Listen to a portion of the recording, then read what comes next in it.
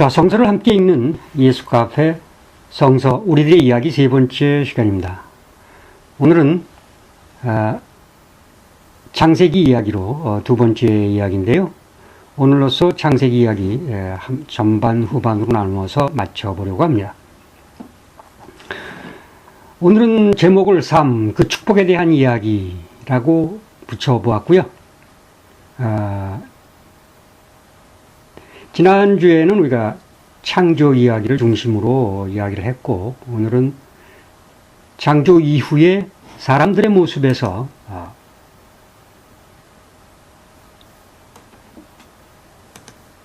창조 이후에 사람들의 모습에 나타나는 이렇게 사람들 모습, 살아가는 모습 속에서 비춰지는 신, 하나님을 찾아보는 시간을 갖도록 해보겠습니다. 창조 이야기, 아담서부터 쭉 이렇게 이야기를 읽다 보면은 하나의 큰 물음이 있습니다. 사람아, 너는 어디에 있느냐 하는 물음입니다.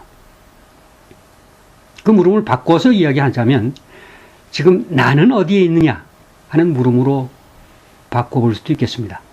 나는 지금 어디에서 어떤 모습으로 살고 있는지, 어디에서 어떤 모습으로 서 있는지라고 끊임없이 물어오는 그런 질문을 창세기를 통해서 느낄 수 있다라고 말씀드리는 것이죠. 자, 첫 번째 사람 아담, 뜻 그대로 사람입니다. 아담을 보면 유혹 속에 이렇게 서 있는, 유혹 앞에 늘 유혹을 피지 못하는 그런 존재, 그리고 그 유혹에 쉽게 빠질 수밖에 없는, 그 유혹에 그 그물에 쉽게 걸려 넘어질 수밖에 없는 그런 인간의 모습을 볼 수 있습니다. 결국 아담은 에덴에서 쫓겨나죠. 그리고 나서 카인과 아들을 얻습니다. 카인의 모습을 우리가 잘 알지 않습니까? 카인과 아벨은 그 살인, 카인이 이제 동생 아벨을 쳐 죽이는 그 과정을 이렇게 보면 사실 뭐 그렇게 할 필요가 있었을까라는 생각이 들지만 어찌 보면 우리 인간들이 각자 피할 수 없이 인간 내적으로 존재할 수밖에 없던 시기, 질투, 그리고 그 시기와 질투를 이해하지 못해서 이어지는 폭력, 그런 모습을 볼 수가 있습니다. 가인이 바로 그런 경우죠. 자신의 제사를, 동생 제사는 자신의 제사를 하나님이 받지 않았다고 하는 그 이유로 해서 타오르는 시기와 질투심을 이기지 못하고 폭력, 곧 살인을 저지르고 맙니다. 비달아가면서 살인은 저지르지 않더라도 심하게 무슨 언어 폭력에서부터 시작해서 다양하게 남을 해코지하거나 하는 그 여러 가지 그 모습들 우리가 흔히 볼 수 있겠습니까? 인간들이 지니고 있는 본성으로서의 모습을 볼 수가 있죠. 아벨은 또 정말 이유도 없이 까닭도 모르는 죽음을 당하는 것이죠. 자기가 한 일이라고는 열심히 농사져서 그 농사물을 신께 표시로 제사를 지낸 것밖에 없습니다. 그런데 형한테 맞아 죽었죠. 아벨의 입장에서 본다면 정말 아벨의 입장은 아벨의 죽음은 정말 까닭없는 죽음이고 원통하기 이를 데 없는 죽음입니다. 그래서 따져보면 우리가 살아가는 모습 속에서 진짜 죽음까지 이르지 않더라도 굉장히 그 원인을 알 수 없는, 내가 해명해낼 수가 없는, 이유를 알아낼 수가 없는 그런 원인을, 그런 고통과 고난 속에 종종 쌓이는 우리들의 모습을 볼 수 있고 우리 주변의 사람들을 볼 수도 있습니다. 뭐 남 얘기할 거 없이 제 자신을 돌아보면 종종 제 마음속에 그런 생각이 들 때가 있죠. 야, 이거 이 정도까지는 너무 심하지 않느냐 하는. 그렇죠? 그게 인간이라는 것입니다. 아담, 카인, 아벨을 통해서 우리가 볼 수 있는 것, 오늘 이 시간, 이 세상을 살아가는 저의 모습 속에 저희 모습 속에서 충분히 끄집어낼 수 있는 그런 사람의 모습이라는 것입니다.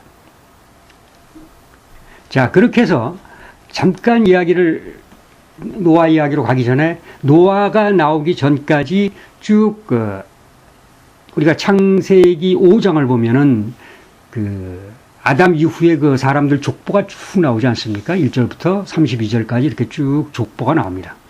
그 중에 이제 에녹이라고 하는,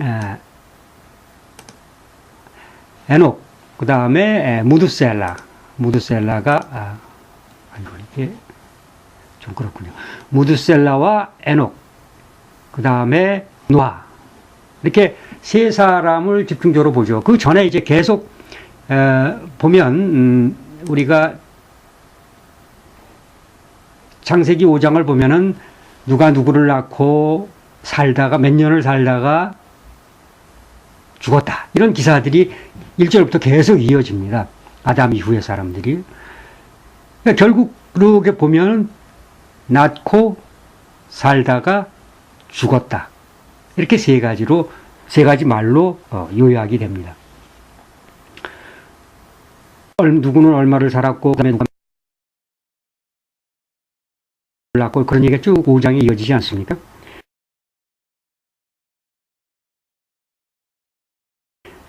이게 사람 사는 모습이라는 거예요. 살다가 죽는 것, 그것이 사람이라는 것입니다. 물론 여기는 굉장히 장수들을 합니다. 꽤 오래 살죠. 는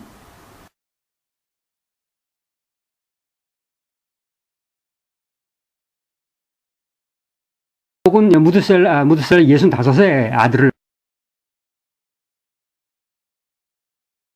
낳았는데, 그렇게 했는데 무드셀라는 900년 다 그렇습니다. 오래 장수를 했습니다. 그런데 이제 장수의 이야기 한번 해보죠. 장수소라는 오래 산다는 이야기는 비단 성경 창세기만 나오는 것은 아니고, 우리가 뭐 잘 아는 중국의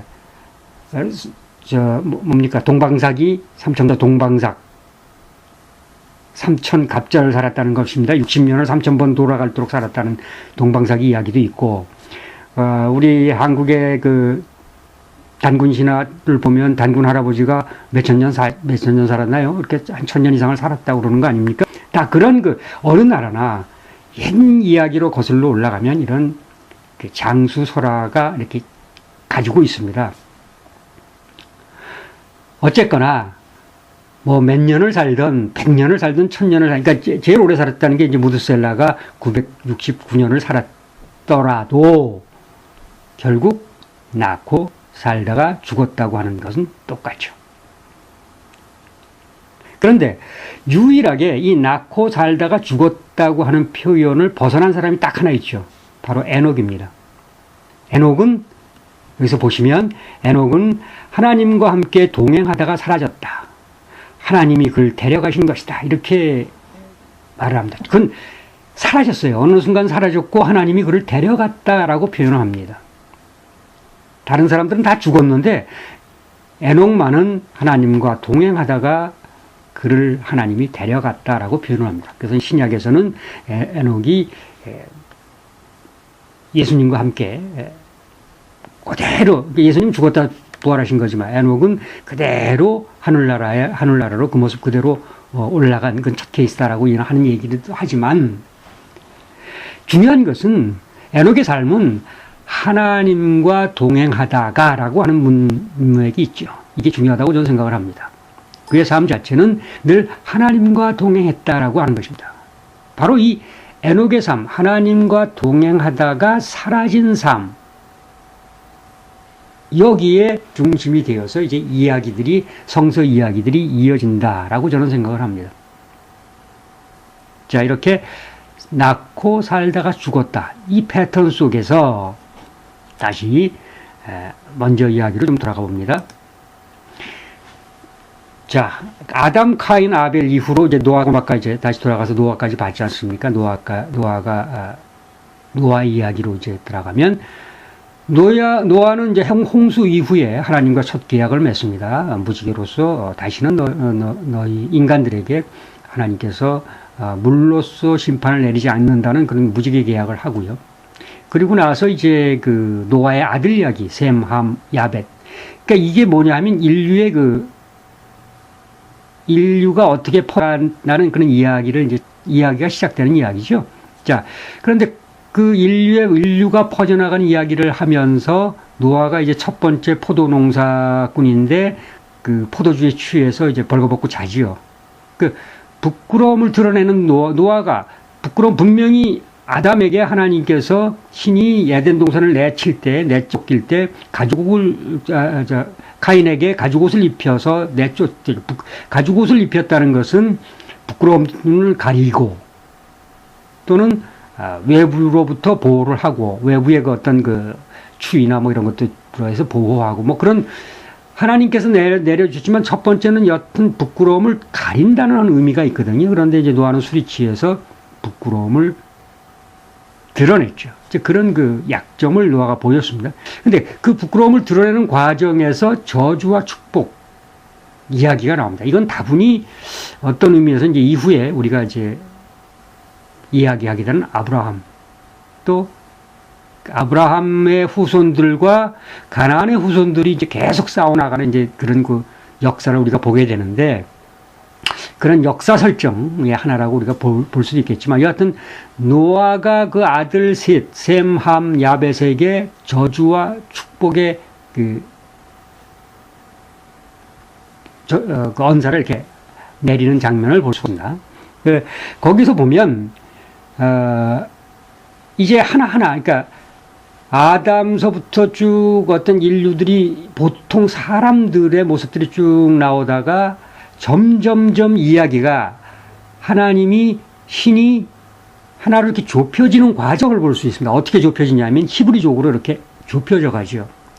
인류는 점점 더 퍼져가지만 신과 계약을 맺은 한 부류의 집단들이라고 하는, 이렇게 인류는 퍼져가는 대신에 하나님과 계약을 맺은 백성은 좁혀지는 그런 것이 시작을 우리가 노아에서 볼 수가 있습니다.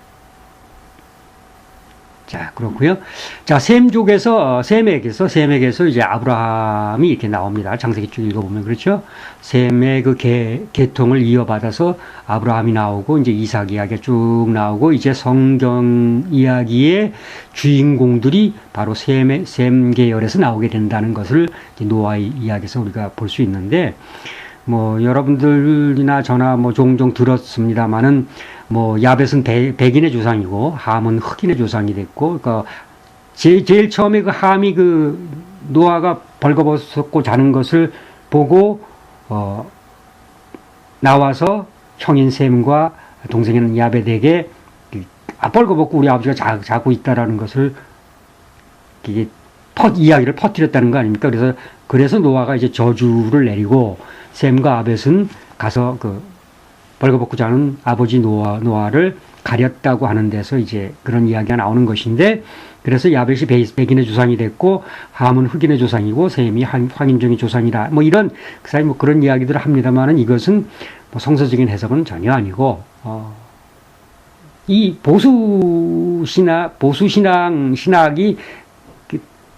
대부분 이 미국에서 나온 것이니까, 특히 그 남부지방 그쪽에서 흑인 노예를 정당화시키기 위해서, 합리화시키기 위해서 만든 이야기일 뿐입니다. 그래서 이제 그런데 그것이 일부 보수교단에서, 보수적인 교회에 많은 영향을 미친 것 같습니다.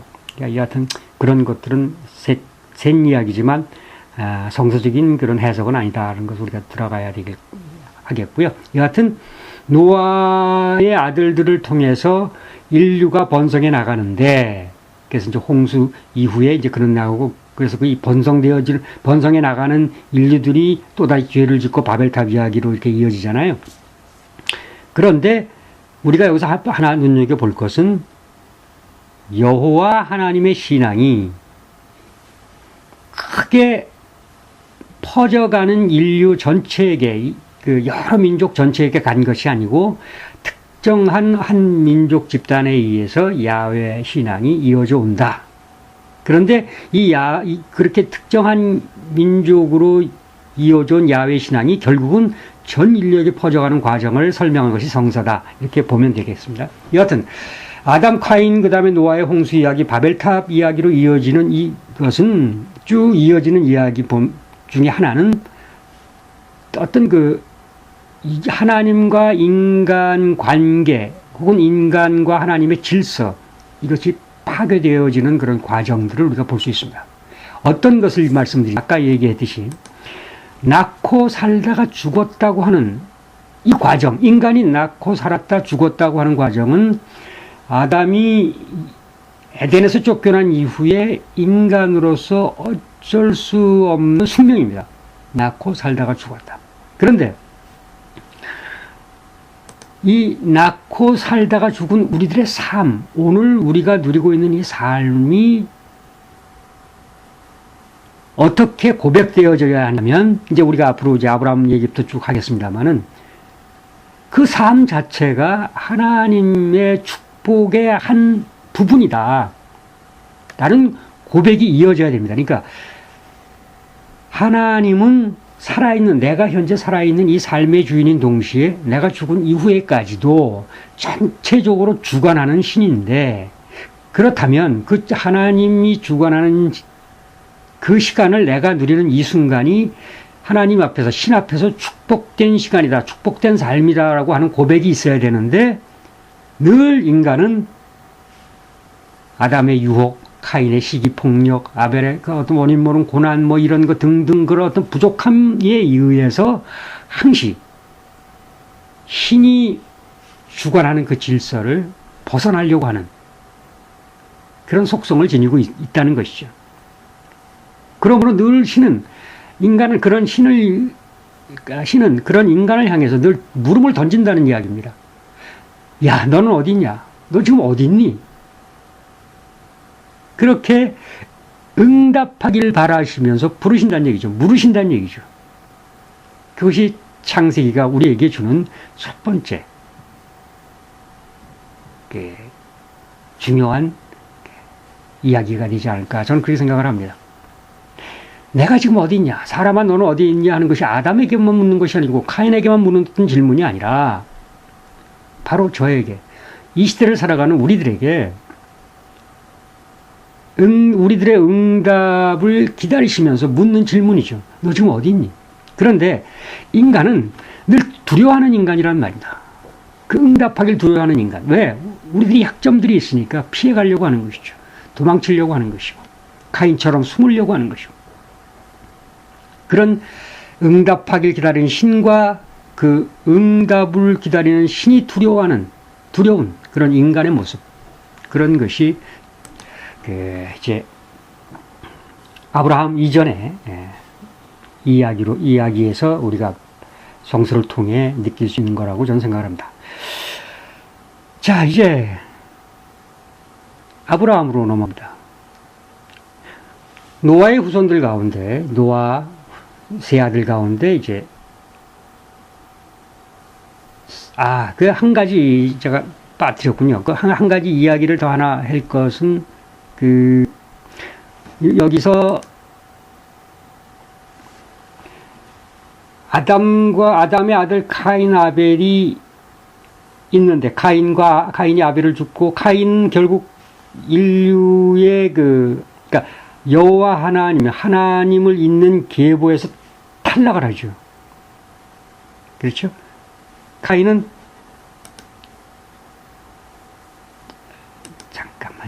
결국 탈락을 하고 맙니다. 자, 창세기 4장을 한번 읽어보면,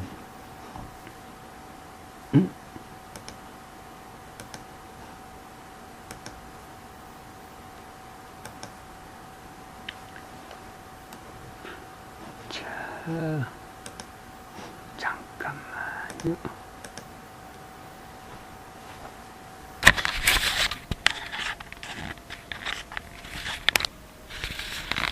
자, 창세기 4장 26절에 보면 우리가 아담에게 죽은 아벨 대신에 다른 아들 에노스를 허락하십니다. 그래서 그 에노스에서 이제 노아, 그 계열에서 이제 노아로 이어지고 셈으로 이어지고 아브라함으로 이렇게 이어지는 것이죠. 그런데 그 에노스 이야기를 하면서 26절에 보면은 에노스에 이르러서 비로소 여호와 하나님을 경배드리기 시작했다라고 하는 말이 나옵니다. 그게 굉장히 하나의 그 창세기의 키라고 생각합니다. 에노스가 뭘 했다라고 하는 다른 이야기는 없지만, 에노스 시대에 이르러서 비로소 여호와를 예배드리기 시작했다고 하는 것은 아주 중요한 포인트라고 저는 생각을 해요. 뭐냐? 최초의 카인과 아벨의 그런 그 인간적인 그 약점들로 인해서 하나는 탈락하고 하나는 죽고, 그러면 인류의 역사, 즉 하나님이 죽어나는 인류의 역사는 뭐 끝나버릴 수도 있는 거 아니에요. 그런데 그렇게 역사가 끝나지는 않는다는 것입니다. 하나님은 인류의 역사, 사람들의 역사를 결코 쉽게 포기하지 않는 하나님이라고 하는 것을 우리가 하나 머릿속에 넣고 가야 될 것 같습니다. 자, 그렇게 해서 이제 아브라함 이야기를 시작을 합니다. 아브라함은 우리가 궁극적으로 성서를 통해서 확인하고자 하는 구원 이야기의 첫 시조입니다. 저 개인의 구원뿐만 아니라 인류의 구원을 이야기하려고 하는, 찾아보려고 하는 성서 이야기의 시작점이 바로 아브라함이라는 것이죠. 그런데 아브라함은 그 구원을 하나님의 약속으로 믿었던 사람인데, 보면 아브라함 이야기를 보면 사실 아브라함 이야기에서 구원을 그가 스스로 확인을 하고 그것을 성취했던 사람은 아닙니다. 그저 믿고 이 땅을 살아가는 과정에서 전적으로 하나님이 구원해 주실 것이다 라고 하는 그런 믿음을 가지고 그저 그 길을 갔던 사람이다. 그렇게 살다가 죽은 사람이다. 이렇게 생각을 합니다. 성서 몇 가지만 제가 이렇게 들어봤는데, 창세기 12장 이제 아브라함 이야기 처음입니다. 아브라함에게 하나님이 신이 명령을 합니다. 내 고향과 친척과 아비의 집을 떠나 장차 보여줄 땅으로 가. 그리고 너에게 큰 복을 내리고 너에게 저주하는 사람은 저주를 받고 복을 비는 사람이 복을 받고. 그러니까 뭐 엄청난 그 보호 장치를 줄 터이니 떠나라라고 하잖아요. 자, 이건 야훼가 아브라함에게 이야기한 것입니다. 아브라함에게, 그때까지는 아브라함인데 아브라함에게 이 얘기를 했죠. 떠나라. 자, 그 다음 조건이 없잖아요. 그냥 4절에 아브라함은 떠났다라고 하는 것입니다. 이게 바로 아브라함 이야기의 시작입니다. 아브라함은 떠나라 하니까 떠났어요. 근데 아브라함이 아브라함의 고향이라고 하는 것은 이미 그 메소포타미아 지역에 그 당시 이제 문명이 이미 정착돼 있고, 어느 정도 우리가 봤을 때 농경사회에 농사를 짓고 자기 땅을 이렇게 누리고 살던 그런 문화 속에서 아브라함이 살았던 것으로 추정이 됩니다. 자, 이 밑에 제가 이렇게 했습니다마는, 고향을 떠난다. 이 농경사회에서 고향을 떠난다고 하는 것은, 우리 한국인들도 이제는 뭐 전 세계를 다 퍼져 살지만은 적어도 한 몇십 년 전만 하더라도 한국인들에게 그 농경사회에서 고향을 떠난다는 것은 자기를 완전히 뺏기는 것이거든요. 정체성의 상실, 혹은 그 고향으로부터 버림받은, 그 정도의 의미란 말이죠. 고향을 떠난다는 것은 두 가지죠. 그러니까 그 한양 중심의 사회에서 출세해서 한양으로 가는 경우 아닌다면 그런 의미가 아닌, 보다 더 나은 방향으로 출세를 해서 큰 도시로 떠나는 경우 위에는 대부분이 그 고향에서 쫓겨나는 신세여서 자기의 그 터전을 상실하는 그런 의미를 가지고 있거든요. 농경사회라는 게. 그런데 아브라함은 가라 하니까 그 고향을 떠났어요. 그리고 아브라함 얘기를 쭉 이렇게 읽어보면 결국 가나안으로 가지요. 명령대로 가나안으로 가서 가나안에만 있는 것이 아니라 바로 또 애굽까지 가지 않았어요. 애국까지 갔다가 다시 돌아와서 이렇게 살지만 평생을 이제 히브리서에 보면 이제 그는 믿음이 있었기 때문에 약속의 땅에서도 같은 약속을 물려받은 이삭과 야곱과 함께 천막을 치고, 그러니까 아브라함뿐만 아니라 이삭과 야곱 모두 그의 후손들 모두가 나그네나 다름없는 생활을 하면서 머물러 살았다. 그러니까 구원의 약속을 향해서 고향을 떠났지만 그가 죽을 때까지는 물론이거니와 그의 아들 이삭, 그의 손자인 야곱까지도 나그네와 다름없는 생활을 하면서 살았다는 것입니다. 그러니까 구원의 그 약속, 하나님이 내가 너에게 무언가를 주겠다, 너에게 큰 뭔가 주긴다, 땅을 준다, 복을 준다, 큰 민족을 이루겠다 하고 하는 약속을 받고 아무 한거 없이 떠났지만, 그리고 평생을 그 약속 속에서 살았지만 그가 죽을 때까지 그는 나그네로서 살았다는 것입니다. 그뿐만 아니라 그의 아들, 그의 손주자까지도 그렇게 살았다는 것이죠. 그럼에도 불구하고 그 약속을 향해 걸었던 순례의 길을 걸었던 것이 바로 아브라함이라는 얘기입니다. 그리고 12장에 보면은 아브라함이 이제 아브라함과 이제 아내 사레가 사라로 바뀌고 아브라함이 아브라함으로 바뀌는 그 이름을 바꾸는 계명 이야기가 나오죠. 그리고 계명과 이제 아브라함이 하나님과 계약을 맺죠. 이제 그러니까 너에게 이제 한 새로운 민족이죠. 새로운 민족을 일으킨다고 하는 그런 그 계약의 징표로서 할례를 받아서 온 가족들이 이제 할례를 받습니다. 그리고 아들 이삭을 주겠다. 아브라함의 나이가 거의 100세인데 아들 이삭을 주겠다는 약속을 받는데 그때 아브라함은 속으로 웃었다 이렇게 기록을 합니다. 그러니까 하나님이 비록 약속을 했지만 속으로 웃었다는 말은 에휴 뭐 주신다고 하니까 내가 뭐라 그러진 않지만 뭐 설마 거기까지야 라고 하는 그런 의심이 있었다는 거죠. 그러니까 인간이 아주 아브라함도 역시 인간적인 모습이 있었다는 것입니다.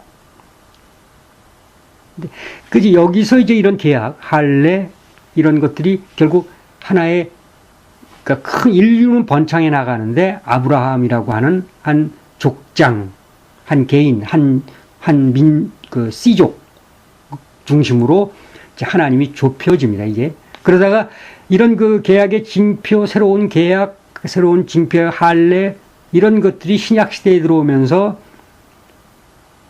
새로운 의미로 퍼져나가고 전 인류적으로 이제 이렇게 퍼져나가죠. 이제 그런 것들의 시작이 사실은 여기서부터 시작이 된다. 그러니까 우리가 나중에 신약, 예수 그리스도의 이야기를 제대로 알려면 바로 이 구약이 필요한 것이죠. 왜냐? 예수 자체가 히브리의 피를 가지고 났고 그리고 이런 역사적인 경험 속에서 예수 이야기가 이어지기 때문에 우리는 그런 아브라함의 모습을 봐야 되는데 이런 그 아브라함의 순례의 길은 사실 생로병사, 우리가 이제 빌구에서 얘기하는 생로병사라든지 모든 그 현인들 또는 인류가 가장 아파하는 것이 뭡니까? 태어나는 기쁨, 그 다음에 늙는 아픔, 병든 아픔, 그러다 결국 죽는 그 피해갈 수 없는 죽음. 그 앞에서 우리가 고뇌하고 고민하고 두려워하고 그러는 거 아니에요? 이제 그런 것을 떨치기 위해서 여러 현인들이 여러 뭐 이야기도 하고 여러 종교도 있고 그런 것인데 이미 아브라함 시대에 이런 그 생로병사를 넘어선 곳의 구원을 향한 순례의 길을 아브라함은 걸었다 이렇게 봅니다. 이거 뭐냐면 내 평생 걸어가는 길 속에서 하나님의 약속이 이루어지지는 않았지만 내가 그것을 손에 쥐진 않았지만 그것을 믿고 죽을 때까지 가고 그것이 결국 사실 이 당시까지만 해도 히브리인들의 그 생각 속에는 그 뭐 천당 지옥이라든가 이런 건 없습니다. 이건 좀 또 다른 시간에도 한번 이야기를 하겠습니다만 그저 살아있는 이 기쁨을 누리고 살아야 되는 이 삶과 내 죽은 이후에까지도 하나님의 시간 속에 있다라고 하는 생각들을 했던 것이죠. 그리고 창세기의 아브라함은 그런 모습으로 살다가 갑니다. 똑같이 카인은 땅에서 쫓겨났죠. 에덴에서 쫓겨났습니다. 하나님의 에덴 땅, 낙원 땅에서 카인은 쫓겨났지만 아브라함은 본래 자기가 누리고 있던 땅을 떠나죠. 그런 차이가 있습니다. 아브라함의 가장 큰, 아브라함에게서 우리가 배워야 될 가장 큰 것, 주워내야 될 것 하나 큰 것은 바로 구원의 약속을 믿고 주어진 삶 속에서 열심히 그 하나님의 소리를 듣고 걸어가는, 그렇게 살아가는 그런 모습을 아브라함을 통해서 우리가 봐야 된다. 라고 생각을 합니다. 바로 그런 아브라함을 통해서 이제 이삭, 야곱으로, 요셉으로 이어지는데, 그 다음에 이제 이삭인데, 이삭은 사실 뭐 이렇게 크게 성서에서, 창세기에서 크게 뭐 이렇게 이야기가 나오는 인물은 못 됩니다. 그러나, 저는 이삭을 통해서 이제 한 가지 크게 보는 것은 바로 이제 아브라함이 조금 전에 여기서 지금 이 그림이 아브라함이 이삭을 희생제물로, 하나님 시험을 하셨으니까요. 네 아들을 희생제물로 삼아라. 하고 희생제물을 나에게 드려라. 하는 그 약속, 그 명령을 받아들이고 그대로 그냥 했고 자기 아들 어린 이삭을 죽여서 하나님께 제물로 바치려고 하는 이런 장면에서 내 아들 이삭 대신 그 양을 대신해서 바치라고 하는 이런 그림이죠. 렘브란트의 그림인데 어쨌거나 그런 이야기의 주인공이 바로 이삭입니다. 그렇죠? 그런데 그 당시 아브라함 이야기로 추정되는 그 당시 인근 페니키아, 바벨론, 에집트, 이런 큰 문명권에서 이미 유행됐던 것이 바로 인신 공양입니다. 인신, 제물. 사람을 죽여서 혹은 산채로 그들이 믿는 신께 드리는 그 제사 방법. 이게 일종의 이제 그런 그림 중에 하나인데, 레위기 20장 4절에 보면 그런 말이 나옵니다. 그 지방 백성이 공동번역에 몰록이라고 나왔지만, 이제 우리가 보통 우리들이 읽는 것은 몰렉이라고 되어 있습니다. 몰렉 신에게 제 자식을 바치는 사람을 눈 감아주고 죽이지 않으면 안 된다고 하는. 그러니까 이런 제사 방법을 따라가면 안 된다고 하는 것이 레위기에 나오는데, 바로 이 몰렉의 그림입니다. 몰렉이라고 하는 이런 신상입니다. 신상 밑에는 이렇게 불이 이렇게 타고요. 요걸 나중에 이제 플라톤에 이런 기록이 나옵니다. 옛날에는 크로노스 형상을, 이런 청 형상이 있었는데, 양팔을 이렇게 벌리고 있었고, 그 가운데는 활활 타는 이런 불꽃이 있었고, 거기에 이제 이 불꽃 때문에 이 청동상이니까 이게 얼마나 뜨겁겠어요. 펄펄 끓는 솥과 같은 건데, 여기에 살아있는 아이를 여기다 이 손 위에다 올려놓는 거죠. 그럼 어떻게 되겠어요? 불에 타서 죽는 거죠. 그런 제사 방식이 있었거든요. 그리고 이런 제사 방식들, 자기가 만든 신 앞에서 살아있는 생명체를 희생제물로 삼는 그런 제사 방식을 적어도 히브리인들은 일찌감치 끝냈다는 것입니다. 왜냐? 생명의 존엄을 깨달았던 것이죠. 사람이 제물이 돼서는 안 된다고 하는 것이 이삭 이야기의 핵심이 아닌가 저는 이렇게 생각을 합니다. 그래서 히브리 기자는 이런 말을 하죠. 아브라함은 하나님께서 죽었던 살릴 사람들까지 살릴 수 있다고 믿었는데, 왜냐하면 자기 아들을 다 죽기 직전에 아들을 살렸기 때문에, 신이 살렸기 때문에 하나님은 죽은 사람까지 살릴 수 있다, 이렇게 믿었다고 히브리 기자는 기록을 하고 있습니다만, 어쨌거나 아까 이제 보면 천사가 이렇게 사람 대신 희생 제물을 이렇게 미리 준비해 놨다라고 얘기를 하지 않습니까? 이게 이제 신약 시대에 들어오면 어떻게 되죠? 인신제물에서, 구약시대 인신제물에서 일찌감치 히브리인들이 버렸던 인신제물에서 희생제물로서 짐승을 썼다가 그 짐승제사도 필요 없는 시대가 되는 것이죠.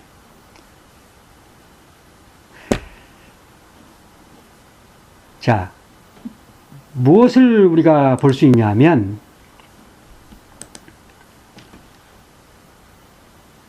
사람들 그 희생제물로서 인간이나 짐승이 아닌 우리가 신약시대에 와서는 누가? 예수가 죽음으로 제물이 필요 없는 그런 시대로 나아가는 것이죠. 이건 굉장히 중요한 얘기인데, 이제 그런 그 의미로서 이제 우리가 이삭을 봐야 된다라고 생각을 합니다. 창세기 나오는 이삭의 가장 큰 그 의미는 생명의 존엄성을 깨닫게 해준다고 저는 이렇게 판단을 해보고요. 그 자기 아들, 이제 야곱이 아주 재밌는 사람이죠. 이삭의 아들 야곱과 에서는 상당히 얼핏 보기에 야곱은 아주 야비한 인간의 전형입니다.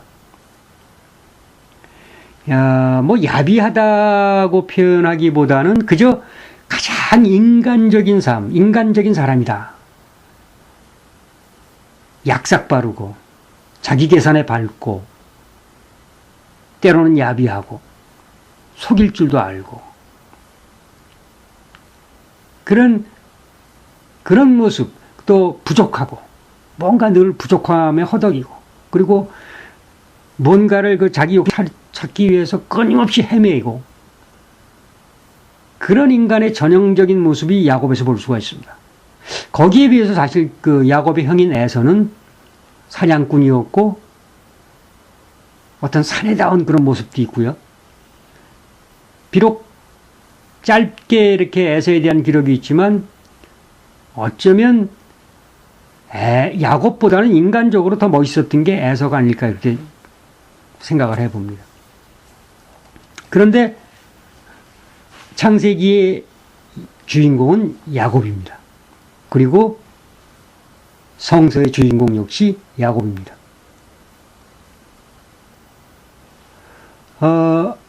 여기 몇 가지 제가 성서를 소개해 드립니다만은, 야곱이 에서에게서 장자권을 팥죽 한 그릇에 훔쳐가지고 고향을 떠나서, 자기가 함께 살던 자기 가족을 떠나서 전전 하다가 다시 이제 에서를 만나러 오는 장면이 창세기 33장 10절에 보이는데, 자기 형인 에서를 보면서 이야기하는 장면이죠. 형님 얼굴을 쳐다보는 것이 마치 하나님을 뵙는 것 같습니다. 라고 하는데, 이건 두 가지로 해석해 볼 수 있을 것 같습니다. 하나는 어떤 약삭빠른 상황에 약삭빠르게 적응하는 그런 인간적인 모습도 볼 수 있고, 또 하나는, 또 한편으로는 사람의 얼굴에서 하나님을 볼 수 있는 그런 눈이 떠진 상태에 야곱이 이미 들어갔다, 이렇게 볼 수도 있습니다. 왜냐하면 에서를 만나기 전에 야곱은 하나님을 만났기 때문이죠. 브니엘이라는 곳에서 야곱과 하나님이 천사와 씨름을 하죠. 그리고 하나님을 만납니다. 그런 이야기가 이제 32장에 나오고, 그리고 35장에는 야곱에서 이름이 이스라엘로 바뀝니다. 그리고 이스라엘로 바뀌면서 야곱을 통해서 12부족이라고 하는 이스라엘의 역사가 시작되는 것이죠. 그런 약속을 11절에서 하고 있고요.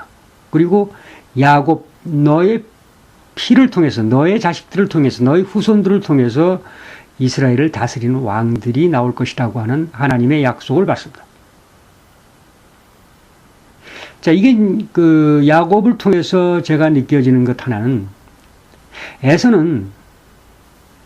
에서와 야곱의 근본적인 차이를 든다면 에서는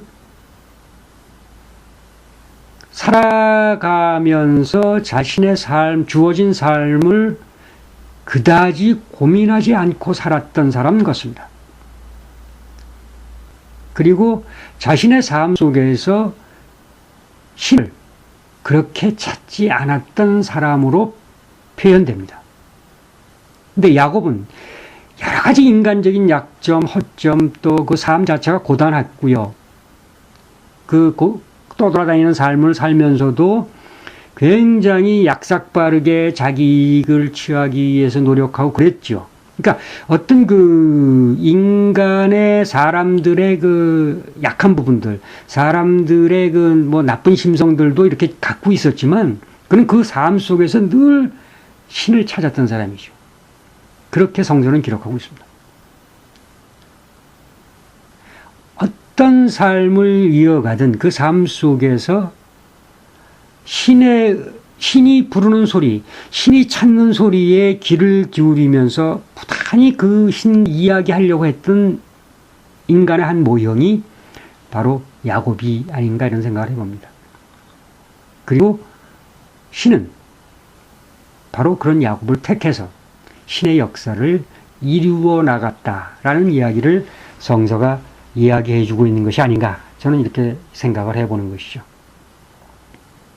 그래서 우리가 야곱을 통해서 볼 수 있는 것 하나는, 내가 어떤 삶을 살더라도, 어떤 삶을 이렇게 살아가더라도, 내가 어떤 약점들을 많이 갖고 있더라도 내 고단한 삶 속에서 여호와 하나님을 찾고 여호와 하나님과 이야기하고 여호와 하나님의 부름심에 응답을 하려고 애를 쓰고, 그 응답을 통해서 뭔가 내게 주시는, 신이 내게 주시는 어떤 명령, 신이 내게 주시는 위로, 이런 것들을 찾아나가는 그 삶이 성서 이야기의 주인공이 되는 삶이 아닌가, 좀 그런 생각도 해보는 것입니다. 어쨌거나 이렇게 야곱 이야기로 이어지고, 야곱의 아들, 12아들을 야곱이 낳았고 그 아들 중에 요셉 이야기가 이어지는데, 사실 요셉 이야기는 조금 틀립니다. 이제까지 이 아담 이후에 쭉 사람들이 살아가는 모습들을 볼 수 있는데 비해서 요셉은 좀 이상적인 사람입니다. 아주 완벽한 사람, 좀 이상적인 형, 그런 인물로 그려진 게 요셉이죠. 사실 이제 요셉 이야기는 이제 아담서부터 쭉 이어서 아브라함 쭉 이렇게 족장에서부터 시작해서 이제 출애굽의 모세로 넘어가는 이야기의 중간자 역할을 하는 게 이제 요셉이죠. 그러니까 요셉이 에집트로 가서 결국 그 후손들이 한 400여 년 있다가 노예 생활을 하다가 모세가 나온 그런 이야기의 중간자입니다. 그런데 이 요셉을 통해서 우리가 생각해 보아야 하는 것은 바로 구원의 역사의 주관자는 하나님이다, 신이다. 그것을 이야기해 주는 게 바로 요셉 이야기의 중점이라고 저는 생각을 합니다. 그런 고백들이 창세기 45장과 50장을 통해서 우리가 확인해 볼 수 있습니다. 요셉이 형들에 의해서 팔려가고 가서 이집트에 가서 여러 고생을 하다가 그곳에 식량을 맡는 관리가 되어서, 총리가 되어서 다시 형들을 만나고 그의 가족들을 구원해주는 그런 과정들을 쭉 설명을 하면서 요셉이 형제들에게 털어놓은 이야기죠. 이런 모든 상황들, 모든 흐름들은 그것이 어떤 잘못이든 무엇이든 다 하나님의 뜻이다, 하나님의 미리 계획하고 이루신 일이다라고 하는 것이 요셉 이야기입니다. 요셉의 주장이죠. 바로 구원 역사를 이루어 나가는 주관자는 신이라는 이야기입니다. 신의 역사라는 것이죠.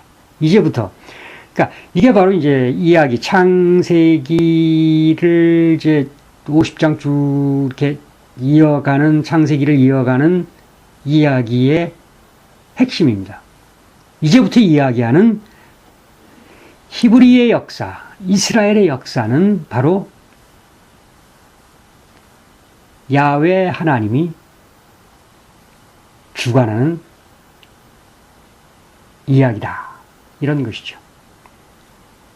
그리고 그 야훼 하나님은 아까 우리가 처음에 이야기했던